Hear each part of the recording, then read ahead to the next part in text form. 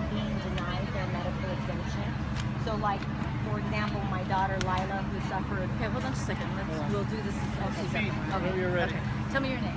Hi there, my name is Maria Rivera, and I live in Yorba Linda. Okay. And I'm the mother of 3 children who are in the Central Unified School District. And I'm here today to request that the Orange County School District... Well, let me just ask you a couple of questions. So what is it about your children that has put you in this place where you feel like Sb277 would be too dramatic for you, too drastic? Well, I feel that denying my child's constitutional right to a public education is the #1 reason why parents like myself, who have vaccinated their children and have suffered vaccine injury. So give me an example. So my daughter Lila, who has suffered 46 inoculations by the time she was 4. Why did she have so many so quick? Because that was the CDC schedule. So that is the big change with the law.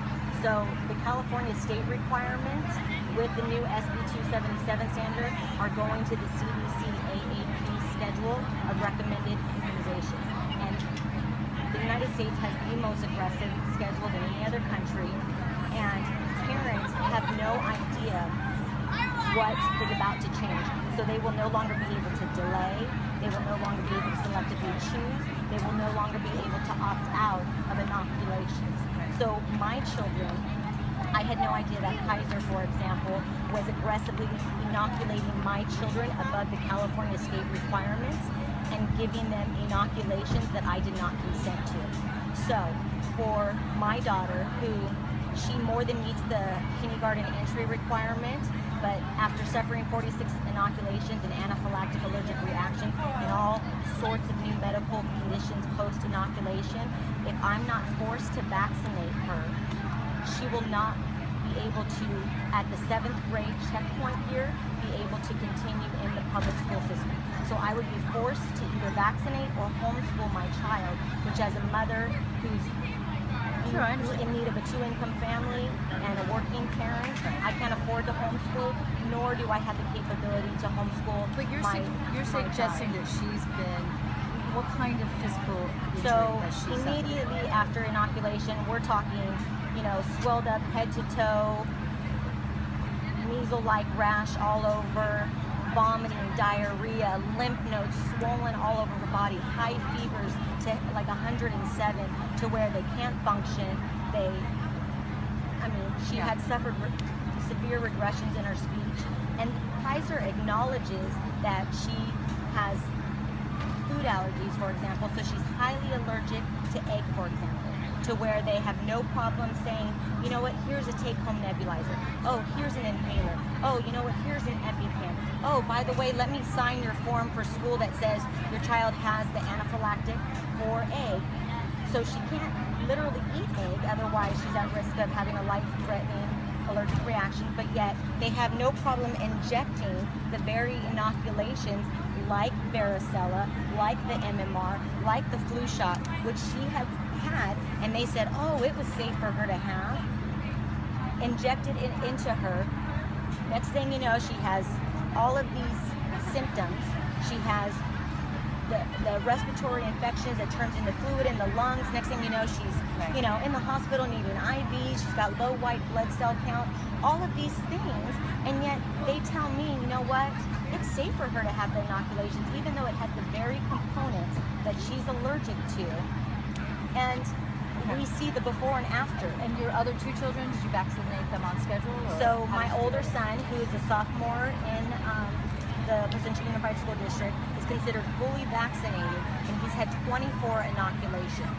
Okay, so you and I and every adult in that boardroom today, none of us have had to endure that many inoculations, because the most concerning thing for parents today, and why there's been such an outpour and a cry for us to be heard, is because we're giving too many too soon. We're seeing so many adverse reactions and events, and it's real. And then we're being dismissed, and we're being told it's a coincidence. Oh, there's no relationship. And then what makes it worse is our very medical providers that we have entrusted the health and well-being of our poor baby is not even reporting it to the VAERS system. So my daughters, who, I mean, I got pictures and videos for days to show their reactions, They refused to report it. They omitted the information from their medical records. And then to make matters worse, the California immunization record, which is what it gets reported to the state, they don't even put in her allergies or vaccine reactions, so that way it's electronically captured in the state records. You know what they do, which is quite shady instead, is, excuse me, sorry about that, Kaiser, here's the stamp right here, they will handwrite it in. So that way it has no paper trail of tracking. And this is the injustice of what is happening, because my child suffered these reactions, is highly allergic to these very food items like soy, like nuts, like egg, like milk, and yet the DTaP has the casein, which is a milk protein. The Prevnar vaccine, which she has a soy protein. And then the other ones that have the chick cell culture. These are the things where are other children having this, but we'll never know, because she's had severe regressions in speech. She suffers now from severe food allergies. She suffers from severe asthma. Are other children having this? But they don't know because they're not tracking. And that is the conflict of interest, and that is the problem. Which, how dare they try to mandate this new set of requirements of inoculations without even making medical providers accountable for doing their due diligence and reporting this. Okay. Something as simple as the allergies and vaccine. Okay, so show me the photos that you showed in the so for example, this would be an example of rotavirus vaccine that my daughters were given.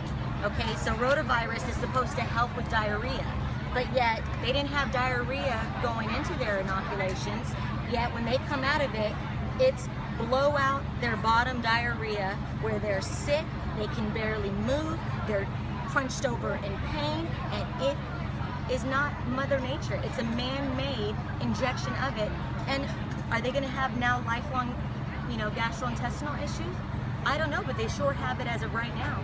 And I'm dealing with this. This is your youngest? This is both of my daughters. This right here happens to be a shot of my daughter who, by the age of one, had suffered 36 inoculations. Okay.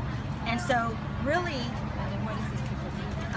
so this is an example of ongoing health issues that have landed us in the ER multiple times, where her immune system is so fragile, she cannot endure another inoculation to her body, and yet Kaiser denies a medical exemption. So literally, I don't know what it takes for Kaiser to write a medical exemption, because if my babies can't get one after everything that has happened, then does it take them to be brain damaged and dead in order for Kaiser to give a medical exemption? Because as of right now, my daughter, who has suffered 46 inoculations by 4 years old, is going to be denied 7th, 8th, 9th, 10th, 11th, 12th grade of her public education. And my baby right here, Mia, let me show you her before and after pictures. So, here she is, fine and dandy, before her first birthday, just had a cake smash photo shoot. She then has endured over the course of 1 year, and this is what is the untruth that is being said, because our babies, before they can even walk and talk, are being aggressively immunized, and they can't tell us verbally what's wrong with them. All we see is all of a sudden, they're in pain, they're suffering, they're not hitting their milestones. So as soon as she got in her 12-month appointment, she received 5 different inoculations in one visit of a cocktail shot.